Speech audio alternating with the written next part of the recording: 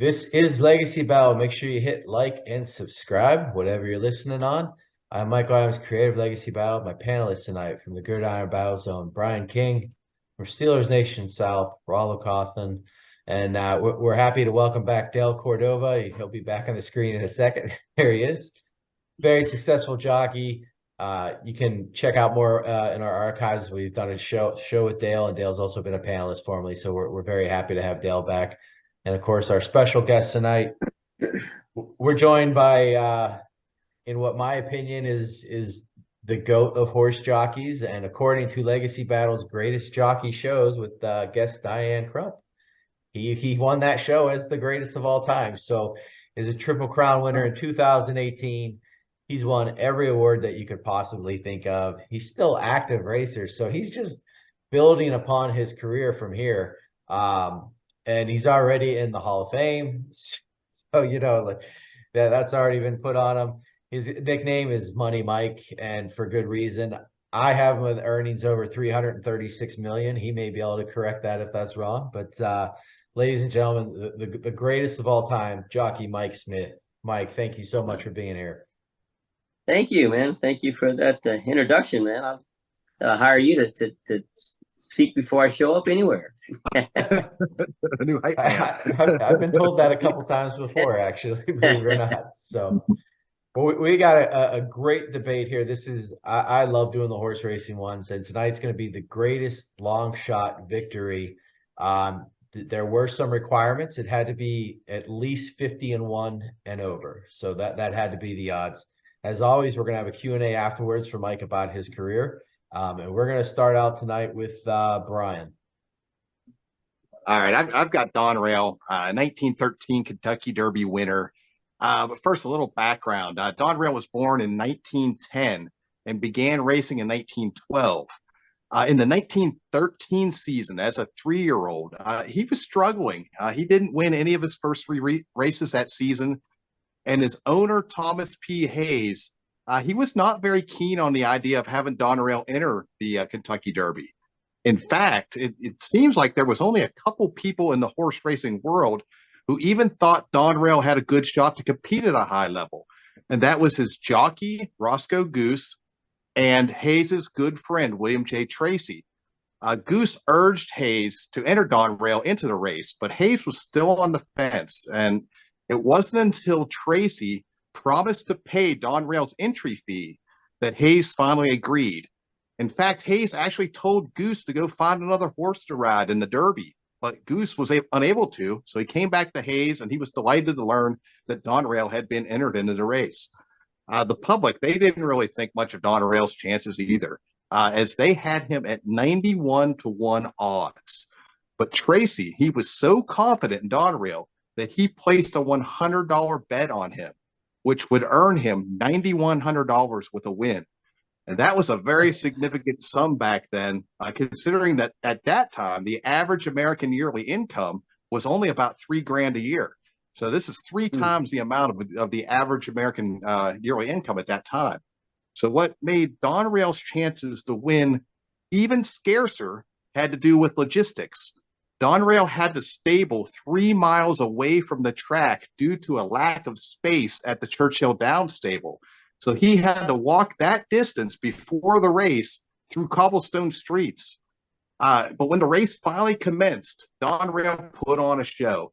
He hung back in the pack until the final turn, then bolted for the finish line, winning by a half length over the heavily favored 10-point. Donrail's time of 2.04.80 was a new Derby record, and the win became the largest upset ever in terms of betting odds, and still is to this day. And I believe that it was the greatest ever, given the unique and challenging circumstances which Donrail and his team were able to overcome. So, Mike, in this race, Donrail, he stayed away from the pace setters, and then he took off in the stretch. So how was that an advantage to him, in your opinion? Well, it's probably pretty quick pace up front, I would imagine, just from the sound of things. But man, I like the jock's name more than anything, the Goose, man. That reminds me of Top Gun. The pilot was the Goose. You had to play him just because of the jock's name.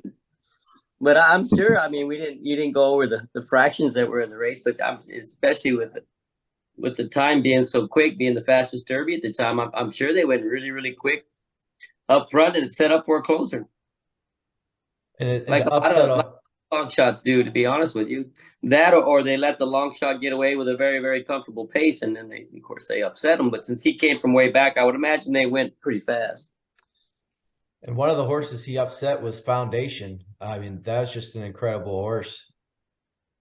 Well, he was okay. I rode him the first few times. I just Yeah, you can't get that old. You don't look that I old. think Dale broke his maiden. I said, Dale, didn't you break that horse's maiden? He used to get out a little bit, didn't he? That's right. Mike, can I ask a question real quick? You know, the owner's friend there, you know, he bet on Donrail and everything. And is like an owner? Is an owner allowed to bet on his own horse? Is that permitted, or is that against the rule? Oh, an owner can do it as well. And the trainer, the in the rule book, it actually says a jockey can as well. He has to enter the paddock and hand the money to the owner or trainer to place the wager. But of course, no one that never does that. But a little quick story. When I went in on Giacomo, the owner placed a $200 bet for me, and I put the ticket in my boot. And during the press conference afterwards, I had forgotten about it. And of course, I came from so far back, I was pretty wet and muddy, and man, that ticket could barely open up, but it opened up good enough to cash. So it was a good deal. I assume they can't bet against their horse, though, right? That would be illegal. Yeah, no, you can't bet against yourself. Yeah, Gotcha. Conflict of interest there. Absolutely. All right, let's move on to our next horse, and it's one of my favorite horses of all time. It was actually the first time I bet on a Kentucky Derby, and that's going to be Dale with Mind That Bird. Yeah, Mind That Bird. He only had 18 starts, 5 wins, 2 seconds, 2/3. This is a very inspirational story because originally the horse, they purchased him for $9,500, and he just barely qualified for the Derby. The last minute, the trainer Chip Woolley, just days before the race, which is kind of unheard of, he loaded him in a trailer, drove him over 1,000 miles to Churchill Downs. No one thought the horse belonged in there, yet alone to win the race. And on a sloppy, muddy track, conditions were terrible. Jockey Calvin Burrell, Bo Rail, they call him, he put him on the rail, and he weaved his way through the whole entire pack of 20 horses, and he won by 6 lengths at 50-1. And after that, he went on to he went on to run second in the Preakness and third in the Belmont. And in 2014, it was so inspirational, they made a movie. They released a movie named 50-1, which it's a story about an underdog. Mind That Bird, the horse that no one gave a chance. And that proves that, you know, even the smaller stables can win the biggest races in the country. Mike, I got to ask you on this one. In sports, weather is always like a big factor. It can make a good team not as good. This track was rain and sloppy. How much do you think that actually helped Mind That Bird? Well, it certainly didn't hurt him. I mean, he seemed to get over the racetrack that day extremely well. I was actually offered the mount a few weeks before the race, and I had already had an obligation to ride a horse in the horse that I was riding in there. But I don't think I would have rode him near as well as Calvin did that day. I mean, he not only did Mind That Bird run out of his skin that day, but Calvin also rode a race that I'm not too sure any other rider in this world could have ever ridden. It was just, you know, spectacular to watch, especially if you get an opportunity to watch the blimp view of it, the overhead view. It was quite a ride, man. I mean, the ride was just about as incredible as his performance was. I actually rode him after that. I rode him in the Preakness. He finished second, so he didn't need a muddy racetrack or a track to run his race. He had some wind issues and some stuff that kept him from probably being, winning a whole lot, if at least a few more grade ones anyway. I mean, he was that kind of horse. He had a really, really good turn of foot, but Calvin rode him just brilliant that day. So as Dale said, he was a bit smaller of a horse. I mean, did he just have a lot of heart, or what made him go so well? I think they found out in the prep before the Derby, he finished third or fourth. I actually won the race. It was that big race, Dale, there in El Paso, that Derby that they have. Summit Park Yeah, Derby. Yeah, that's what it was. And before he used to lay a whole lot closer. They used to try and keep him up on the pace. And he would run, he ran well. As a matter of fact, he broke his maiden up there and laid close and ran, some really good races. But once they started going further, he needed to be further back. And no one really knew that until Calvin did it. And when Calvin if you'll go back and watch him leave the gate, that horse left there actually running, and he stopped him. I mean, he grabbed him hard to get him out the back. And once he did, he just dropped his head and dropped over to the fence and just left him alone. And when he picked him up, I mean, that thing, we all remember, he came home like it was crazy how fast he was passing horses. But I think that was the key was getting him back the way that Calvin did. Excellent. Well, let's move on to Rollo. So there will be a movie on Rich Strike called 80 to 1. And Tom Cruise will be jockey Sonny Leon. So watch out for that. Wow. Tom Cruise. Nice. Tom Cruise is going to play Sonny Leon. Hey, he'll do his own stunts. He'll ride the horse.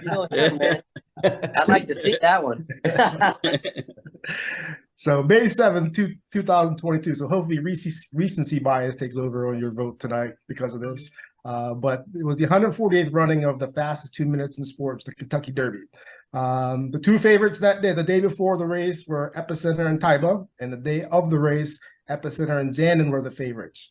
Rich Strike, who wasn't even on the in the field until Friday of the weekend of the race, was added to the race because Ethereal dropped out, and he was a scratch. So he went in when he on Saturday. He was 100 to 1 betting favorite, and even 2 hours before the race, he was still 91 to 1 betting favorite. But he started from the 20th position, which was difficult to begin with, and I'll explain that a little bit later in my debate. But Summer was jumped out to the lead very quickly, and he actually had set a record for the fastest quarter mile of all time in the Derby. Rich Strike, through the midway point, was 15th, and he was stuck in the middle of the pack. But jockey Sonny Leon was able to get started on the move and was able to somehow get through the crowd, get close, and caught the rail. Coming down the stretch, he was able to overtake Epicenter in the final strides and beat him by 3/4 of a length. Zandon, who was another one of the favorites, finished third. It was a shocking win. I mean, it was shocking. It was so shocking that Rich Strike, even himself, was biting other horses. He was surprised. And the jockey, the trainer, he actually almost fainted in the paddock. What made this one of the biggest long shots ever was not that he was 80 to 1 underdog, but he came from the 20th position, and that only one horse since 1930 won from the 20th position, and that was in 2008 with Big Brown. So a horse that wasn't even in the field the Friday before, coming in, beating the top two favorites in the race. That's why this is the longest shot, 80 to 1. So, Mike, how often are horses replaced at the last minute, and how do you prep a horse when that happens? Well, he was prepped the same. There was a scratch earlier that week in the race, and that's how he drew in. Otherwise, he wouldn't have even drawn in. This is an interesting horse. If you'll go back and look at his past performances, man. I mean, he's certainly a horse for course, man. I mean, if something about Churchill Downs just makes him a bit above average. Where at some of the other racetracks, he hadn't really ever fired a race like he ran on Derby Day or the day he broke his maiden for that matter. And came back, I think, last year with a really big performance in one of the big races there as well, just narrowly beating a nose by a horse out here in California there at Churchill. Something about Churchill, man, when he gets on that racetrack, he just seems to skip over that ground. And Churchill's a very cuppy racetrack. Horses have to like it, or at least like it enough to run well over it. And he seems to absolutely love it. All right. Well, let's move on to our final horse tonight. And that is going to be from 1961, Sheer Luck. So he was going up against a horse named Carrie Back that was going for the Triple Crown. This was here at the Belmont Stakes with former President Dwight D. Eisenhower was in the stands for this one. So it was a big race. So Carrie Back, just to give you an idea, the odds of him winning this, he was the favorite. He had 0.45 to 1 to win this, facing 8 opponents. And then we got Sheer Luck here, who comes in at 65 to 1, the long shot of the race. He did win the Bluegrass Stakes earlier that year, and he finished 5th in both the Derby and the Preakness prior. So he had a shot going into it, even though he was given 65 to 1. But so it was an interesting race. The running styles, you know, like Carrie Back, he lived up to his name and his running style. He set a pace with Globemaster was running right by him. Sheer Luck was pressing in the second. But so this race, I just look at it as it's upsetting to me because right after this race, Carrie Back, he got an ankle injury, and I hate when that happens to horses. But he Sheer Luck ends up winning by 2 3/4 lengths, and at the time that was the highest price Belmont Stakes winner in history at the 65 to 1. So it was a great race. He forged ahead there, passing Globemaster and then passing Carrie Back, and probably saying this one wrong, but Brelulo Bazia. So he passed 3 horses there, kind of at the end there, and ended up winning a pretty good length. So with this horse, Mike, so ruining the Triple Crown. Obviously, a lot of people would have had money on Carrie Back. So what are your thoughts on a horse that is going for that third race? Do they, I mean, as a horse, I'm not going to say they feel pressure, but does the jockey feel the pressure? Does he know what's at stake? Well, I mean, they certainly feel. I mean, the rider, I mean, feels the pressure on any big race, really. So yeah, I mean, there would be a lot of pressure on anyone. But Dale could probably tell you as well as me, when you're the long shot, you don't really have as much pressure as if you're the guy that's going in there with a little dash in between the numbers. If you're 1 to 5 or 3 to 5 or 2 to 5 or some of that magnitude, that's kind of when the pressure's really on, because you're expected to really win. Then this horse probably wasn't expected to win at all. So there wasn't no added pressure, I should say. There's always pressure because you're trying to win for your connections, but I wouldn't say there was any added pressure. So let's move into our vote. But just real quick before we do that, our honorable mentions, our shout out, Giacomo at 50 to 1, ridden by Mike Smith, of course. We got Country Horse in 2019, Temperance Hill in 1980, and Upset in 1990. So he beat Man O' War, which that didn't happen very often. So that was pretty huge, and perfectly named Upset. So there you go. All right, so let's move into our vote, guys. Can't pick your own. Brian, you're my top corner. I mean, these were all very, very impressive upsets for sure. And sometimes it's not always the numbers, sometimes it's the circumstances. And I feel like the circumstances with Mind That Bird just really impressed me the most. And I mean, obviously they made a film of it, you know, because of those circumstances and everything. So and it was a very inspiring story, like Dale said. So I'm going to go with Mind That Bird. Dale? I kind of like Donrail. Back in them days, it was really tough. The conditions of everything was just, I mean, even just getting, traveling to and from, you know, big, you know, out of state and everything, it was just tough. It was hard to, and everything that this horse went through. I just feel like he probably, and he was like the first one to make the big odds, the long shot. So I think he probably, set it for everybody. Rollo? Yeah, I have to go with Donrail with the times. They didn't have the technology back then that they do now and all that stuff. So, they'll overcome those odds and still win the race, even with those odds. Donrail. Brian, you don't know what he did after that race, do you? Like, did he win a bunch more? No, he didn't really do much. If I recall correctly, his career earnings was like 15 grand or something. So it was like about a third of his career earnings was just in that one race, and that was it. Okay. Yeah, so I want to vote for Mind That Bird, I do, but yeah, I gotta go Donrail too. So Mike, who would you pick? Oh, I'm all New Mexico, buddy. I'm Mind That Bird, man. Dale better be glad he doesn't live in New Mexico anymore, man. He might they might set his car on fire outside. Hey, there. man, I didn't have a choice. I couldn't pick him. You can't pick your own horse. Pick Yeah, the I one you know. want. Yeah. That's gonna save you. That's the only thing that's gonna save you. You better put a sign on your car, Dale. Hey, with the close second, with Rich Strike being a close second, just because I was in the race. But yeah, I was very impressed with the way that for a long shot to win by the length that he won the Derby and the way he won it. He didn't just win it.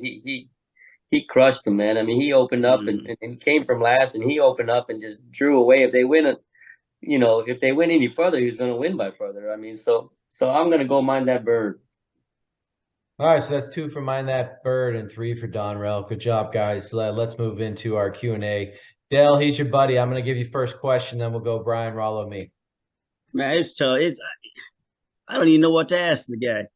Remember, I know a lot about you, buddy. Don't make me draw some intelligence out the closet, brother.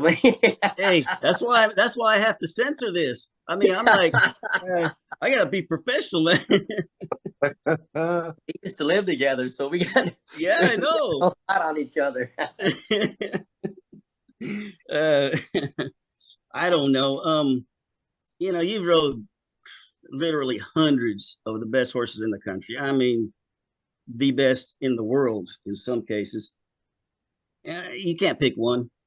Can you give me a top 5 list? Just your top 5 that you really meant something special, whether they won the big races or they just were special horses. Well, yeah, I've been very blessed to have ridden some very good horses that meant a lot to me. So each and every race is special. It's so hard to pick. I would start with there'll never be nothing like when Zenyatta beat the boys in the Breeders' Cup Classic in California that year. When I pulled up on the backside, Dale, you could feel the ground shaking. You could literally feel it shaking. I ain't lying. And there was no earthquake that day in California. Man, it was just the grandstand jumping up and down. I mean, it might be the only race that I heard other riders rooting for me as I passed them. That's how much they loved her, So that you don't hardly ever hear something like that. And of course, there's nothing like winning any of the Triple Crown races. But then when you're blessed to pull off the Holy Grail in winning the Triple Crown, that is truly life changing. I could have died that evening and I'd have been fine with it. It means that much. So. Those 2 will always stick out, but of course, my first Breeders' Cup Allure always mean a lot to me because Breeders' Cup races mean a lot to me, and getting the opportunity to ride the Great Holy Bull, who will go down as probably one of if not my favorite horse. And then the last one was Arrogate winning the Dubai World Cup. Man, it was just incredible the way he did it. That horse was a beast, man. Mm-hmm. Yeah, those were. I mean, that's probably my top 5. Zenyatta, unbelievable. I mean, everything about her size, her power, her attitude, amazing. Yeah, she was a show. I tell people you almost had to have seen it to understand what she was all about because if she was a performer, she'd be entertainer of the year every year that she ran. I mean, it was a show from the moment she walked into the paddock, in the post parade, and then the style of race that she ran, coming from last, and then even afterwards coming back showing off. Man, she was something else. Mike, in 2011, you raced in what was called the Battle of the X's against your ex-fiance, Chantel Sutherland, Delmar. This was a highly anticipated event, which you were victorious in. What was it like to participate in a unique race like this? And did you and Chantel stay on good terms afterwards? Hell, it might have been the only race I won at the meet. I was having a horrible meet. She might have just let me win that day. I'm not really sure, just because she felt so bad for me. I wasn't doing all that well at the time. Yeah, I mean, I had a horse that was quicker than hers, and as Dale will tell you, in match race, Ben, the advantage goes to the quicker horse, and of course, I kind of herded her out, and a little here and a little there, and and my horse went on and went pretty easy, but he wasn't a bad little horse, so I was mounted pretty well for that race. But yeah, we're still great friends. I'm a big fan of hers, and I wish her always nothing but the best. She's having a pretty good year. Well, as of last year and going into this year, so she's doing really well. So all is good. Rollo. Mike, tell us a little bit about what goes into bonding with the horse. Like, do you guys train every day? How did you get introduced to the horse? Like, tell us a little bit about that. There's so much that you could talk about with that. Some horses, the more you get to know them, the better. But I've also had extremely amount of success just meeting the horse for the first time. But I equate it a lot to as meeting people, man. Sometimes the best time is the first time when you meet somebody.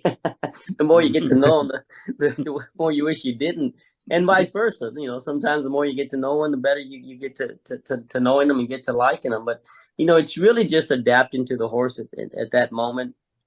They'll tell you what they're liking and not liking if you'll just pay attention to it, and you don't need to know a whole lot if you're not, to figure that out.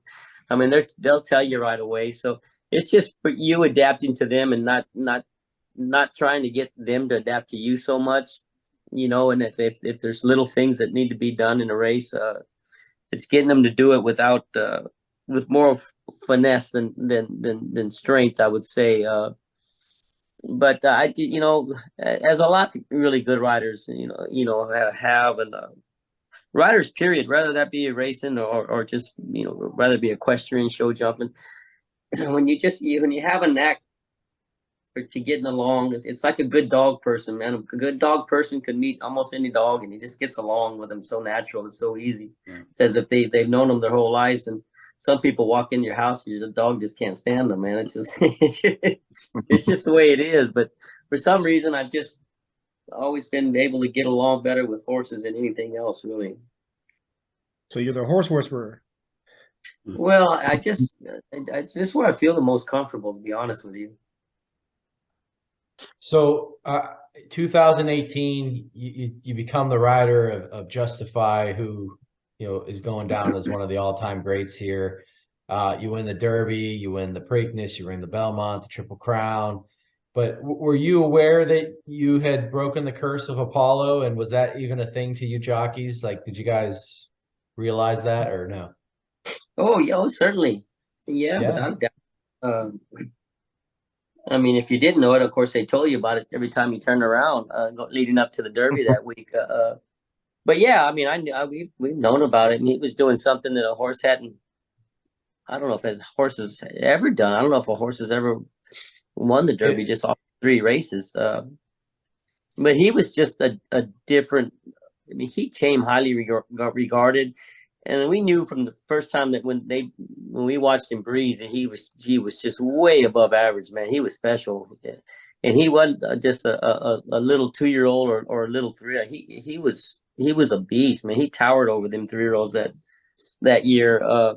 it's too bad that we didn't get to see him run as a 4-year-old, because he was just going to get better. We'll go one more each, Dale. I don't know if you have another one. It's up to you. I don't know how Oh, personal well, I you want to mean, get. I don't know. Mike, yeah, I mean, you're a natural. You're a natural at talking. You know the business inside and out. That's called full shit. Would you ever, or have you thought about maybe doing some commentating? When you decide to, if you ever decide to do something different. Yeah, Della, I think it might probably been a time or two that I've even talked to you about that. That'd be something that I would, that you could transition to, you could fall into pretty easy. I wouldn't have to buy a whole lot of equipment other than just, my shirt and tie, and they supply the rest, pretty much. And we're going to sit and talk about, a sport, a game that we should know enough about. We've been doing it long enough. It's just getting in front of a camera doing it, and to see how natural it was for me to do. Sometimes it's not a natural thing to do for some people. So I would have to certainly, I've been offered, some from just about every network, an opportunity to give it a go and see what it's like, to see if, first of all, if I liked it, because I know if I like it, then I'd work hard at it and try to get better at it, and just to see if I'm any good at it. If I'm just not good in front of a camera, then I'm just, I'm not going to last very long at it. But yeah, that's something that I'm going to really look into whenever I decide to hang it up. But yeah, I feel like I still got another good year or two left in me, so we'll see what happens. Yeah, definitely. So Mike, I want to take you way back. I understand that you were first really exposed to horses at age 8 when you moved to your grandparents' horse farm, and then began riding in races at age 11. So what were those early days of the sport, and want to compete in it? Well, my grandparents, they weren't necessarily a horse farm. My uncle trained horses and broke horses, got them ready to send to the racetrack. So it would kind of be like a facility like Ocala, where they get the horses ready to send off to the racetrack. And that's what my uncle was doing at the time, before he decided to start training on his own in '82. So, and my mother's father, my grandfather, he owned a few match, a few quarter horses that they would match race. So, from a very young age, Dell will tell you about this stuff. I mean, we used to go to match races and watch them. I'd watch them, and I'd been riding since I could walk. So to be, I was an athletic kid, in school, but I just didn't grow, man. And so I wanted to be a linebacker. I wanted to play football, man, but my coach he finally just made me quit the team. He said, "Kid, you're just too small, man. They're gonna kill you out there, And so, I being a jockey it was just a natural thing. It was right there in my backyard, and I was competitive, and I loved to compete, and I love horses, and I love riding. So, and next thing you know, I'm riding match races, and of course caught the bug, and never looked back, man. That's all I've ever wanted to do since. Brother. Mike, you rode is it Zenyatta? Zenyatta. Zenyatta won 19 of her 20 races. What was it about her that was so special that she could dominate like that? Well, she was 17. She was 17-2. So if you put that in human form, I mean, she'd be almost like Shaquille O'Neal, man. I mean, she was a very big mare and extremely athletic, man. I mean, she could, when you were on her, she did feel like you were on a horse of such size, man. You almost felt like you were on she just was like a deer, the way she moved over the ground so easy. So her size, man, and of course she was just an athlete. I mean, although she came from last, I mean, you probably could have trained her to have done anything. You probably could have put speed in her if you wanted to, but I mean, she just was just better than they were. I mean, she just towered over them, boys and girls. For that matter, most of the time, all the way up until, of course, the last time she ran. And some could say she had a pretty good excuse in getting beat that day, although I thought she got beat by a great horse, and a horse that, if you'll go back and look on his form, a horse called Blame, he was never beaten on that racetrack at Churchill Downs. I think he was 6 for 6 on it. So, again, that you got to really like that track to run extremely well over, and he did. So, but she was just she had it all, man. She was a full package, man. She would have been the. Oh man, I was watching a documentary on him just the other day, and why I'm drawing a blank on his name. He blew his hip. He could play baseball, football. Played for the Raiders. What was his name? Bo Jackson. Bo Jackson. Bo, yeah, she was a female Bo Jackson, man. She could do it all, buddy. Nice. So we'll get you out of here with this. So we consider you number one all time. We consider you the GOAT. Where do you rank yourself in that category? Top 10, top 5? Where do you see yourself in the history here of jockeys? Depends on what kind of horse I'm on.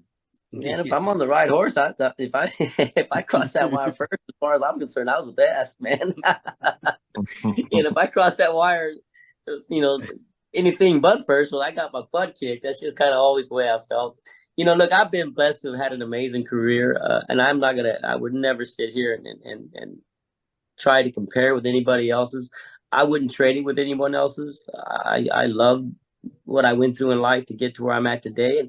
And as I'm sure that everyone before me would say the same. But all that really matters is my mother thinks I'm the best there ever was, and that's all that matters to me. There you go. You can't go wrong with that. I'm sure my mother feels I'm the best podcaster. So there you are. All right. I've been a time you like Dale better than me, though. I'm not sure. Well, we want to thank you, Mike. Thank you so much. I mean, where you stand in the level of respect is just it's insane. So like you're just like I said, you're the GOAT in my opinion. But thank you so much for coming on. Well, thanks for having me on, man. It was great to get to meet you guys, and of course, it's absolutely wonderful to get to see my old brother there, man. I haven't seen him in a long time. It's good to see your face, man. Good to see your little buddy. Yeah, my fat face. You talking about? I'm still waiting on him to come visit me someday. And Dale, I want to thank you again for filling in as a panelist spot again. We appreciate that. So anytime, man. I have fun with you guys. So I want to remind everybody, make sure you hit like and subscribe. And if you really like horse racing, please check out our prior shows. We got the Greatest Horse with Dale Cordova in the archives, and we got the Greatest Jockey with Diane Crump, and Dale was a guest panelist for that one as well. So check those out in the archives. Thank you everyone for watching. We'll see y'all next time. Have a great night.